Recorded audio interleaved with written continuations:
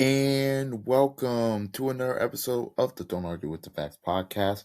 Your host, Noah Love. Today, Wednesday, May 6th, coming at you with an NBA playoff reaction slash preview. We are going to react to the game ones that happened last night, Cavs Pistons, and we're going to talk about Lakers Thunder.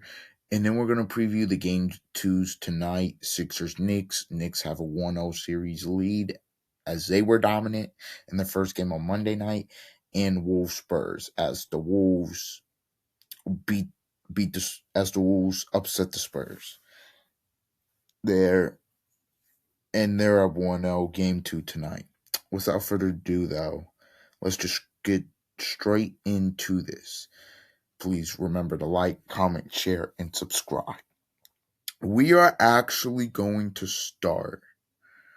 You know what? We'll go to Thunder Lakers first, cause I'm gonna be honest about this series, y'all. If there's no Luka, even with J Dub out, the Thunder should win this in 5 games. This series, to me, out of the four, it's always been the least intriguing. I said it, unless Luka comes back, it could come more intriguing. And I said this too. I think when I was doing the radio show when I was at school with Marcellus and we talked some NBA. I said this is just a bad matchup for the Lakers. The late, ladies and gentlemen, the Lakers, the way their roster's constructed, they have to outscore you. They can't. The Rockets were just awful offensively. Okay, LeBron James in the game was really good, but they have to outscore you. I actually don't think the Lakers played bad. I mean, Reeves didn't shoot well, and probably Smart needs to shoot a little better too. But I don't think they played bad. It's just OKC. They're a wagon. They are a wagon. Uh, I mean, this team is so deep. I mean, Shea didn't even have a good game. That's what you got to put into perspective for his standards. He had 18 points and 6 assists, but he had 7 turnovers.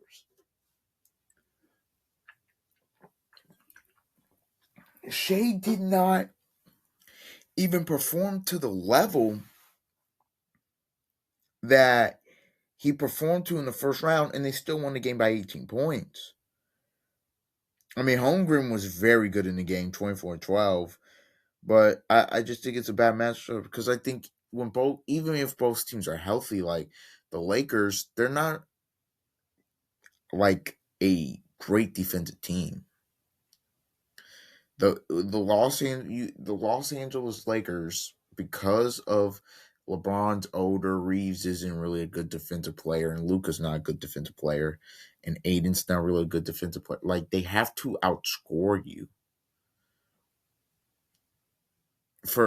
And look, on some nights they can do that, and some nights they're pretty decent to good defensively. JJ Redick will get them to buy in defensively, and they're able to beat you. But against OKC, it's just not a bad matchup. It's just not a good matchup. It's a bad matchup. It's, that truthfully, so I with this series, like last night, the Thunder are so deep. Like, okay, Shea doesn't have his best night. Hartenstein was decent. He had 8 and 9, but Holmgren gets 24 and 12, but Ajay Mitchell gets 18. Jared McCain, Philly just gave him away for free. Boy, could Philly use him right now. In 15 minutes, he gets 12 points. Isaiah Joe gets 9. Like, Caruso, obviously, his impact goes beyond the stat sheet. They're just so deep, man. But look, outside of Austin Reeves, there's not much to say about this. Also, 17 turnovers. You cannot, against this OKC team, you cannot turn the ball over 17 times. I thought OKC in the early going was rusty. Like, they were just rusty, I thought. And OKC ends up obviously getting it together, but game two, because they've had like basically a week off, they'll be they'll be much more sharper. I think they'll be more sharp, much more sharp in game two. But J Dub, they can win the series without J Dub. Now, depending on how long the World Series goes, which I do think it will be a long series, you give J Dub a chance to rest that hammy. And then obviously you see whoever wins that and you see goes from there. But yeah, I mean, it's an incredible, it's going to be a short series, I believe. And I believe going to that Western Conference Finals, the Thunder are going to either lose one game. The only way I see this being a long series is if Luka gets back, and I think he's nowhere close to coming back. Close to coming back. I, LeBron will have to turn back the hands of time as well to go to like 2018 Braun. But I got Austin Reeves. If the Lakers want any chance, he has to play better and shoot better. 3 of 16, 0 of 5 for 3, 8 points. That's not going to cut it. Especially when you're their second best scorer out there. It ain't going to cut it. But yeah, that one, I think is a short series.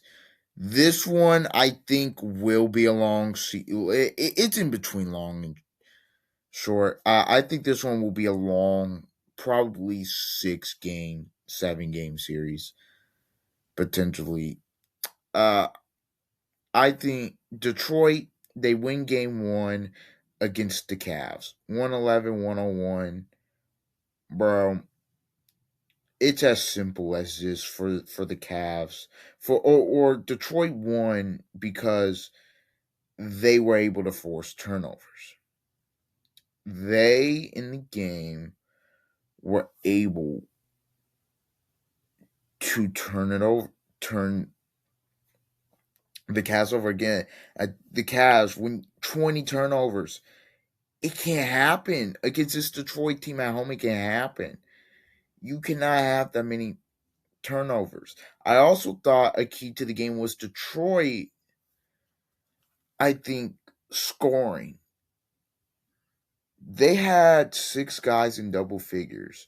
So obviously Kate had 23, but then you look at Sar, he had 11. Duran had 11 and 12. Duncan had 19 with 5 threes. Tobias had 20. Dennis Jenkins off the bench had 12. So when you look at the scoring, I think people with Detroit's like, oh, they can't score. And maybe if they get in another series, that'll prove to be true with the ball handlers and all of that. I just think against Cleveland, I don't think Cleveland defensively. I think Orlando was a better matchup defensively against Detroit in those guard defenders because say what you want about Orlando offensively, they can guard you. They can absolutely guard you. So yeah, I think that was probably a more tougher matchup for Detroit than this because I'm gonna be real. Cleveland, I mean, even if you look at that Toronto series, they didn't guard them great. Didn't guard them great. So yeah, I thought Detroit's ability just for turnovers. Cleveland, like, this is a missed opportunity. 19 turnovers, you lose by 10. Bro, you could have won the game if you just stopped turning it over. James Harden has to be better. Straight up. Donovan Mitchell does too. They have to be better. Like, okay, you get something off the bench from Max Strus with 19. Schroeder has 9. Right? Mobley, I thought, had a decent game. But 22, 8, 7 with 7 turnovers, that's not going to cut it. If if James Harden cuts down the turnovers, there's a good chance the Cleveland Cavaliers win this game. That's one. Two, Donovan Mitchell. Brother, I can't. The last time he had 25 was like game 2 of the Raptor series. That was what? Dang near 2 weeks ago? He has to be better. It is that. There is nothing you can tell me for Donovan Mitchell that, like, he can't get 25 against anybody. Like, Donovan Mitchell has to be better for the Cavs to advance. 23 against the. It's not going to cut it. He would. I thought early in the game he tried to set the tone, but obviously just fades late. He faded late. The guy that actually came alive late was James, because I think he had like 13 or 14 in the fourth quarter. But the turnovers, man, is what kill. It's what killed Cleveland. Those two guys have to be better. It is as simple as that. If it if Cleveland wants to win this series, Mitchell and Harden have to be better. Jared Allen also 4 fouls, 2 points, 3 rebounds. See, this is the thing that drives me crazy. You look at the Toronto game and he has like 22, 19, 5 blocks. He's dominated the game, man amongst boys. And then you look at this one and you look at this and like 2 points, 3 rebounds, 4 fouls. Like, we can't be serious with this. But yeah, I actually thought Cade had a pedestrian game for him. But I do think, like, this describes Detroit. There was a play, probably either in the it was either in the second or third quarter, where it's a pick and roll and it's a switch and Cade switches on to Mitchell. He pokes the ball away. He dives on the floor to get it, throws it up ahead, dunk. When your best player is taking the challenge defensively on a great offensive player, and then he's on the ground, loose balls, that just characterizes that just shows you what this Detroit team is all about. I mean, Duncan Robinson, he's out here getting and ones and starting to talk a little bit mess. Like, Duncan Robinson was not doing that in Miami. So obviously, and teams take on the attitude of their coach and JB Bickerstaff. And again, I don't know if Bickerstaff has any, I don't want to say animosity towards Cleveland, because this is his former team. This was his coaching gig before he got the Detroit gig. But this is how Detroit wants to play. They want to be physical. They want to turn you over, get out in transition. In the half court, want to play through Kate. I think Tobias Harris has stepped his game up as well. Duren gave him something. Like, there was, like, when it was a tie game in the fourth, and it's a 6 point, and then it's a 6 point, and then Detroit gets a 6 point lead because Katie's he's driving, dump off to Duren, drive, dump off to Duren, drive, dump off to Duren for slam. So yeah, but the key for Cleveland in game 2 is just you cannot turn it over like this against Detroit. If you're going to turn it over like this, say goodnight. Like, that's especially on the road in that arena against that team that guards so well. Like, it's just not going to happen. Plain and simple, it's not going to happen. Cleveland's got to find a way to bounce back in game 2. I think Detroit, you want to do some of the same things, but game 2 shall be interesting. It was a very entertaining game. Now tonight, Sixers and Knicks, game 2. No Embiid tonight. He's got ankle and hip. I'm gonna be honest. If there's no Embiid, I mean, maybe defensively it could help the Sixers, but offensively they lose the boost. I'm gonna be honest. Only way Sixers win this game is if Maxey and Edgecombe go crazy.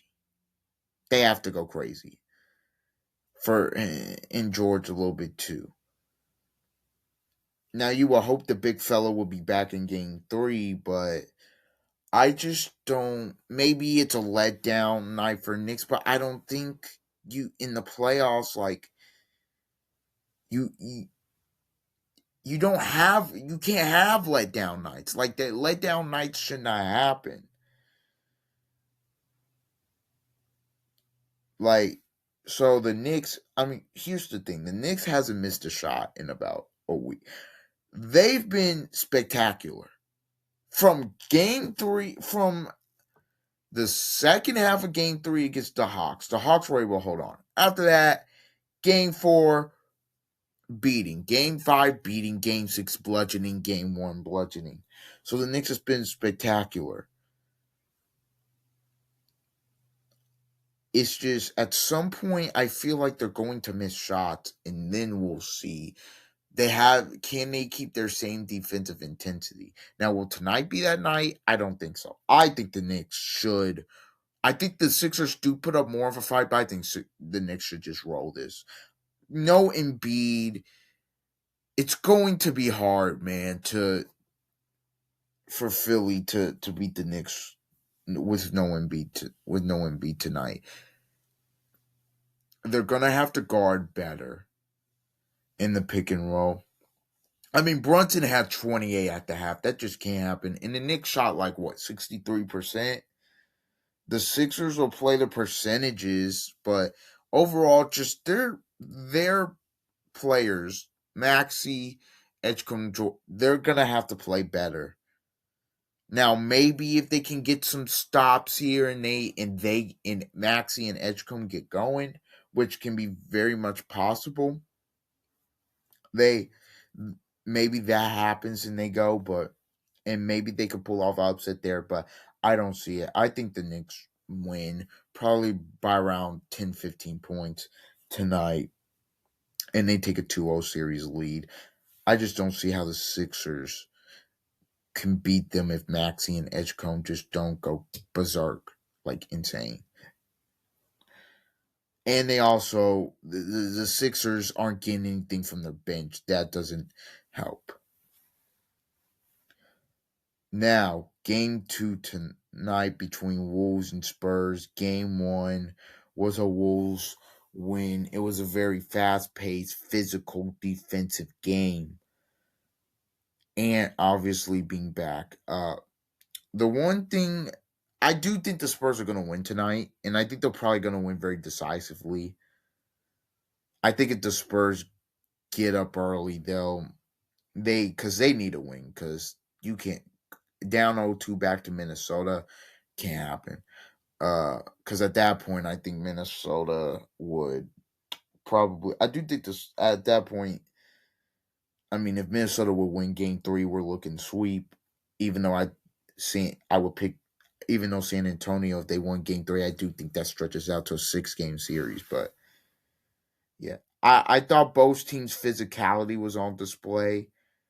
People are hitting the panic button on the Spurs. I'm not, because here's the thing. Like, Wemby didn't shoot well. Now, he was insane defensively.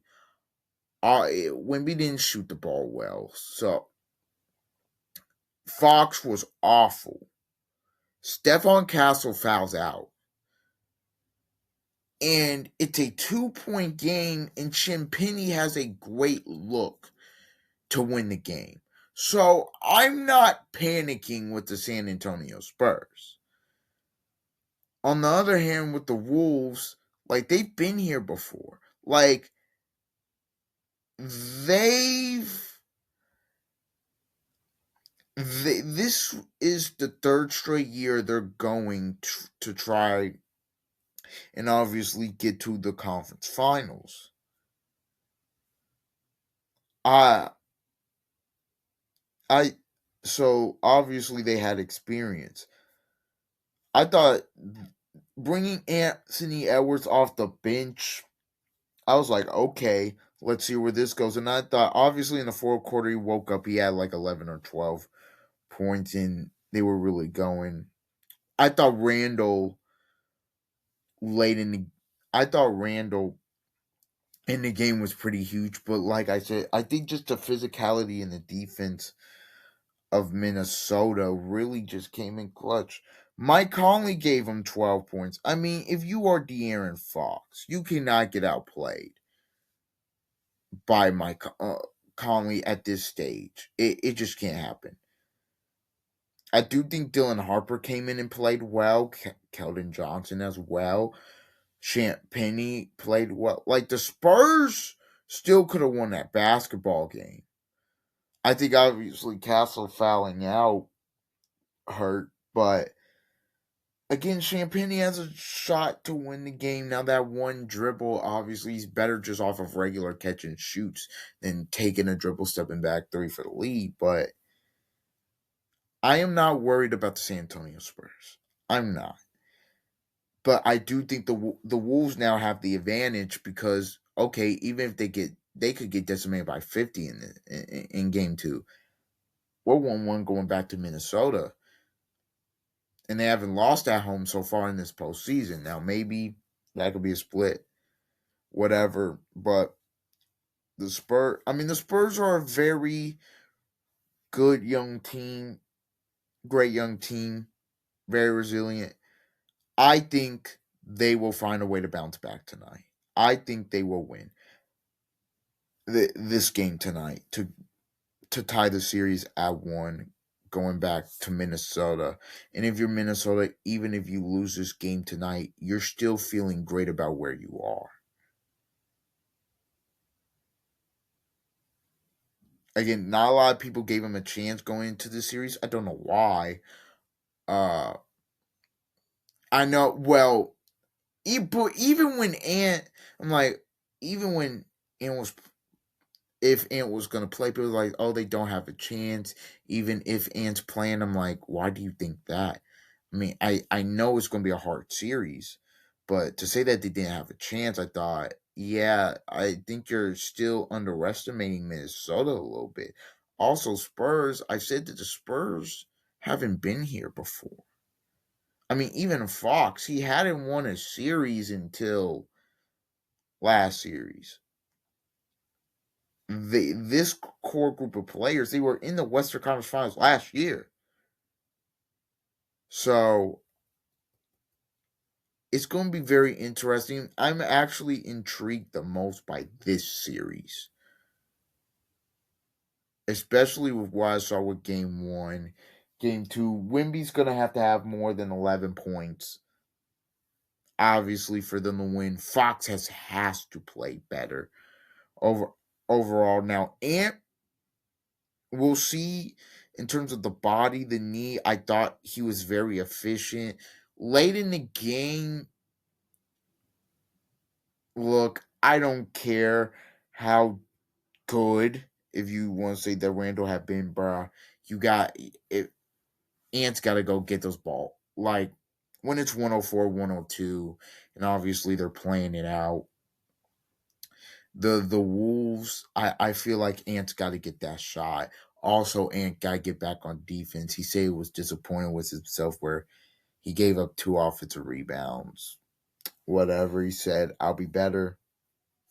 Again, I commend him for playing to come back off of that bone bruise, and he has runner's knee. Like he's obviously banged up, and he played. He'd obviously have been banged up in the regular season.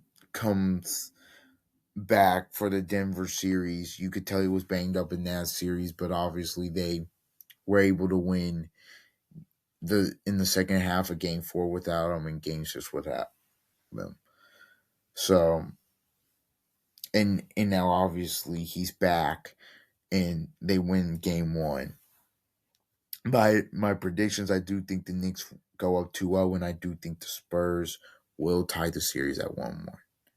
Okay, this has been an episode of the Don't Argue with the Facts podcast. Please like, comment, share, and subscribe. And until the next time. See ya.